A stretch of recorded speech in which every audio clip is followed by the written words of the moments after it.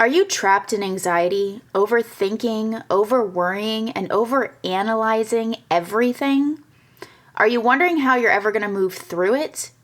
On today's episode, we're going to talk about the one thing that can free you from anxiety. Yeah, we're going to get to the root because hear me out. You can and will be freed from anxiety if you do this one thing. Let's talk about it. Do you feel completely broken? Are you facing obstacles like depression, anxiety, addiction, divorce, grief, or all of the above?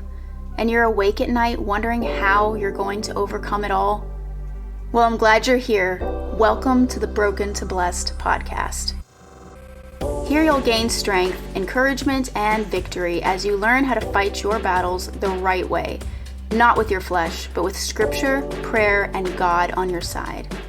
Hi there, I'm Randy, a work in progress. My battles have been many, from addiction to depression, and most recently, divorce. I've felt lost and broken and wondered how I was going to survive. But God is bigger than our problems, and if you're walking a dark season, know that there is peace that passes all understanding, even in the midst of our storms. The pain is only temporary. God will not leave you in the valley or let the fire consume you. No matter what you're facing, He will hold you up with His righteous right hand. You, friend, are redeemed. So don't lose heart and don't give up. God's going to make your life crazy good as we go from broken to blessed. Let's do this. Hey there, welcome back. I'm really looking forward to diving into this topic today, but before we get started, if you could do me a favor and please like, subscribe, rate, and share this episode with anyone you think it would help, I so very much appreciate it. This helps me reach more people that need help and encouragement today, so thank you so much. I really appreciate it. Okay, so anxiety. Anxiety is such a tricky subject to talk about because there's so many aspects to it. And honestly, our society has just exploded with anxiety. It seems like everyone is anxious about anything and everything. Like, you can literally use it as a reason to not go to work. Like, that's where we're at. I could call my job and say that I'm having a really bad anxiety panic attack and that like I need a mental health day, and that would justify calling out. And, I'm not saying, by the way, I'm not saying that to judge anyone. I'm just mentioning it because that was literally unheard of 20 years ago. Like when I was a teenager, I could have never used that as a reason to call out. They would have been like, yeah, so what? Show up. You have to show up. And, I remember when I was a kid, anxiety was never mentioned at all. I never even really heard about anxiety issues until I was in my 20s. And then obviously like so many light bulbs went off in my head because, since it wasn't talked about growing up, not by my parents, not by teachers, not by TV or news or magazines, it was like it didn't exist. I don't think I even heard anyone talk about social anxiety until I was close to my 30s. But once I started to learn about anxiety, I realized that I'd suffered from anxiety my entire life, but I just didn't know what it was called. I mean, it sounds silly, but it's true. I had bad social anxiety as a kid, but there was no label at the time for the feeling. I literally just suffered through it every single day. Like my anxiety was so bad that I would have stomach problems or feel nauseous, like before I'd go to school. I just didn't want to go. I didn't want to deal with all the things that I knew were waiting for me on the other side of the school doors. I didn't want to think about, what was going to happen with the kids, with the teachers, any of it. Point being, from the time we're kids in school to the time we grow up, we're not really taught too much on how to handle anxiousness. And now it's like the scales have tipped where we're over taught how to, quote, deal with anxiety, which does and doesn't help. Let me explain. See, we're taught to do a lot of self-care to conquer anxiety. Things like yoga and exercise, herbal remedies that calm you down like lavender, and adaptogens like ashwagandha, deep breathing techniques and dietary changes, yada, yada, yada. These are all helpful ways to deal with the struggle of anxiety without medication. And I'm not knocking them, but there's a root here. And we can spend all our time maintaining the anxiety tree above ground, pruning it and taking care of it and exhausting ourselves to keep it under control. But if we don't get to the root of the issue, we won't be able to really conquer our anxiety. Yes, we can conquer anxiety. Part of why I mentioned my anxiety as a child is because I really want you to know that I have walked this walk. In fact, as an adult, my anxiety got so bad that I was afraid to leave the house at one point in my life. I was afraid to be around people. I was afraid to be in public places for too long. I was really in rough shape, and my anxiety got so bad that I started to experience physical reactions to the anxiousness, which made me feel like a crazy person, by the way. So when I say, yes, you can conquer your anxiety, I truly mean that, okay? I'm not blowing smoke. I'm not saying this for just another podcast episode. Understand that. So let's get to the root. What is keeping you stuck, keeping you trapped in your anxiety right now? I can tell you the answer. You don't trust God. Now hear me out. See, anxiety comes from not knowing what's going to happen next. It comes from feeling like you have a lack of control over an outcome or what someone else thinks about you or even what someone else does. That, you won't be taken care of, the fear of being harmed. And when viewing the past, anxiety comes from thinking about a time where you either made the wrong choice or you had a lack of control in the situation. And this all makes you sick to your stomach. The feeling of not having control over what happens or what has happened is serious torture.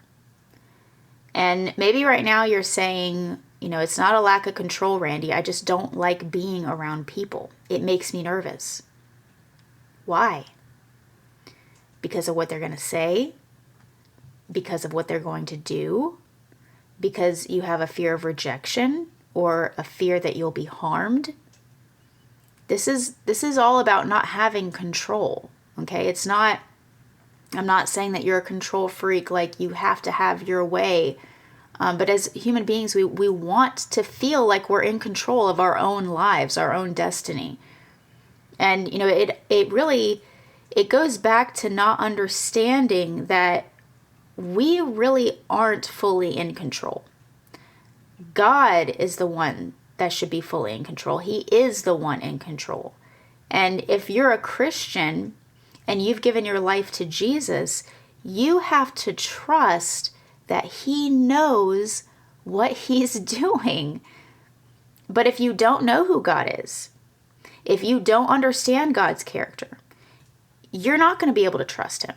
You can say all day long that like, oh yeah, I'm just trusting God that He's going to get me through this and da-da-da-da.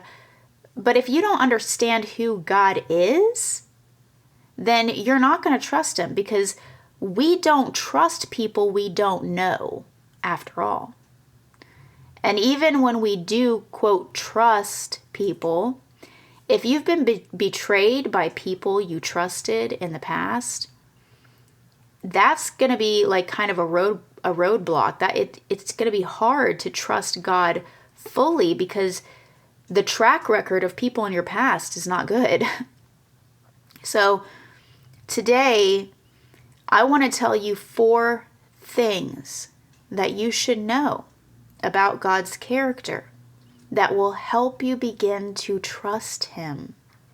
Because when you start to fully, truly, really, really trust Him, guess what? The anxiety goes away. The feelings calm down. The need to control things or overthink yourself to death about controlling things stops. And that's because you understand God's character and you start to place your trust in Him and not yourself. So let's talk about these 4 things. Number 1, God cannot lie. This is the first thing you must understand about God. God cannot lie. We can back this up with scripture. Numbers 23:19 says, God is not man that He should lie, or a son of man that He should change His mind. Has He said, and will He not do it? Or has He not spoken, and will He not fulfill it?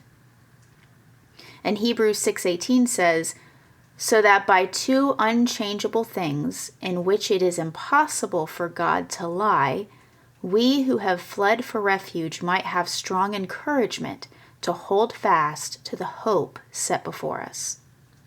So, not only can God not lie, but it is impossible for Him to lie. That's because God is all good. And if God is all good, that means He is trustworthy because what He says is true.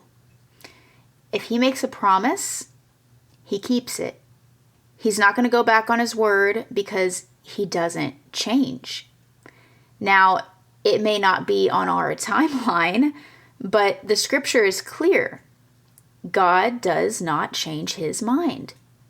And this is actually really comforting. Do you see that?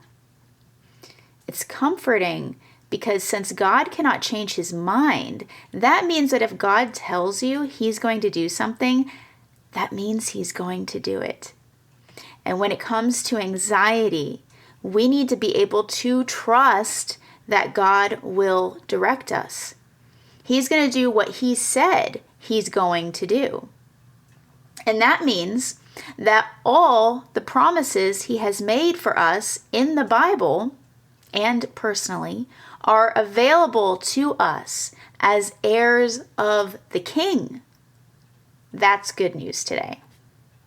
If nothing else, rest in that because that is awesome news.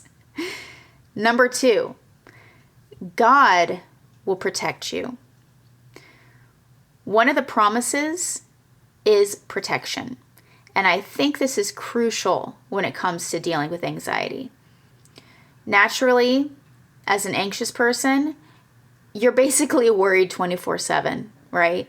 Worried about other people, worried about what's going to happen, worried about the future, worried about not having control over what's already been done.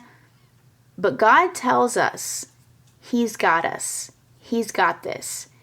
He tells us this all throughout Scripture, that He's protecting us and He is our refuge, that He will be faithful to us as our protector. And we can see that in 2 Thessalonians 3:3. But the Lord is faithful. He will establish you and guard you against the evil one. And in Deuteronomy 31:6, be strong and courageous. Do not fear or be in dread of them, for it is the Lord your God who goes with you. He will not leave you or forsake you. And in Isaiah 41:10, fear not, for I am with you. Be not dismayed, for I am your God. I will strengthen you. I will help you. I will uphold you with my righteous right hand. Listen, He's got you. And if God cannot lie or change His mind, that means that this is true. He's not going to leave you behind. He's with you all day, watching you and protecting you. And at night, He's watching over you as you sleep. There's no reason to worry because He's holding you right now. Just like a good shepherd watches over his sheep, the Lord watches over his children. And I won't spend too much time on this story, but recently I was prayed over. And during this prayer, I was anointed with oil. It was a really, really powerful and emotional prayer. So much healing took place there. Absolutely amazing. But you know what the woman said to me? She said, after I was anointed, she said that shepherds used to put oil on their sheep so that they wouldn't get stuck in the brambles. Listen, God's not going to let you get stuck in the brambles. I think someone needs to hear that right now. I know I did in that moment. If you place your trust in Him, He's going to guide you like a good shepherd does. And He's going to anoint you with oil to keep you from getting stuck in the brambles. Just look up Psalm 23. Number 3, God will comfort you. Not only is God leading you, but He will give you comfort that passes all understanding. This is what we need when dealing with anxiety. We need comfort. Comfort in knowing it's going to be okay. Comfort in knowing He's watching over us at all times. Comfort in knowing that He is our guide, that we aren't in the driver's seat. He is. If you're a parent, you'll understand this. When you have a small child in the back seat of your car, are they questioning every turn you make, or are they trusting that you're going to get them there safely, wherever you're going? I mean, yeah, listen, I get it. Sometimes kids ask a lot of questions, but children have a level of trust that mom or dad is going to get them to their destination, even if they don't know what that destination is. And they have comfort in knowing that mom or dad has it figured out. They don't need to know what road we're on. They don't need to know how long it's going to take. They just trust that it's going to happen when it happens. This is childlike faith. Find comfort in the fact that the Lord is getting you to your destination. Even in the midst of a social event or any event in which panic can strike, remember that God can provide peace that passes all understanding. And that comes from knowing Him, knowing who He is. Number 4, God knows what's best for you. Lastly, God knows what's better for you than you do. Do you understand that? We get so caught up in overthinking and overanalyzing every single situation, every conversation, every text message, every decision until we make ourselves sick. But hear this, no amount of overthinking is going to make you worry less. Because when it comes to the unknown, there's no way of really knowing what's going to happen. And that's okay. We must become comfortable with the uncomfortable, that we don't always know what's going to happen next. But we can rest in knowing that God does. He already knows all the ways in which something can work out. And that's also why when God tells you something, when He makes you a promise, understand that He's not going to steer you wrong. That is because He is the Alpha and Omega, the beginning and the end. He already knows all the scenarios, all the things that would need to shift and bend to get you from point A to point B safely and with the kind of growth He wants you to have. Did you hear that? Let me repeat it. He's going to get you there safely with the kind of growth He wants you to have. And you see, this is where the anxiety can really melt away. Because if we, 1, know God can't lie, 2, know God told us he's protecting us. 3, know God will comfort us along the way. And 4, know that God knows the best possible outcome. Why would we worry a single day about anything? The Bible tells us that if God cares even about the sparrows, how much greater does he care for us? That's Matthew 6:26. And in Romans 8:28, it says, and we know that for those who love God, all things work together for good, for those who are called according to his purpose. He has a purpose for you. And Jeremiah 29:11, for I know the plans I have for you, declares the Lord, plans to prosper you and not to harm you, plans to give you hope and a future. And this even helps with social anxiety because honestly, God is going to bring people into your life that will either teach you or test you or both. And so we really don't need to worry about screwing things up with them because if it's meant to be, God will make a way, even when there seems to be no way. You know, I used to worry so much about what other people thought about me. I would replay conversations in my head like hours after I talked to them and just have a mental breakdown, regretting things that I said or like how I said them.